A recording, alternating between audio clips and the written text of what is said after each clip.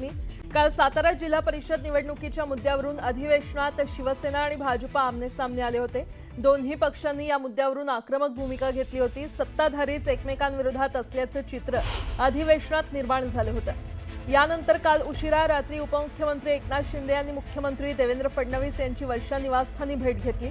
या भेटीत सातारा जिल्हा परिषद निवडणुकीनंतर निर्माण झालेल्या वादावर चर्चा झाल्याची माहिती आहे। आता या दोन्ही नेत्यांच्या चर्चेनंतर शिवसेना भाजपकडून या वादावर पडदा पडतो का हे पाहणं महत्त्वाचं ठरणार आहे। आज अधिवेशनात या विषयावर काय पडसाद उमटतात याकडे आता सगळ्यांचं लक्ष लागलंय।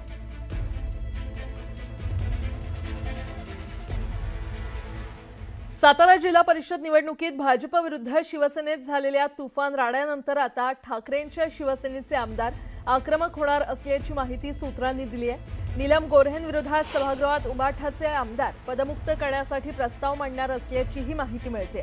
त्यामुळे आज विधान परिषद सभागृहात वादळी चर्चा होण्याची दाट शक्यता आहे।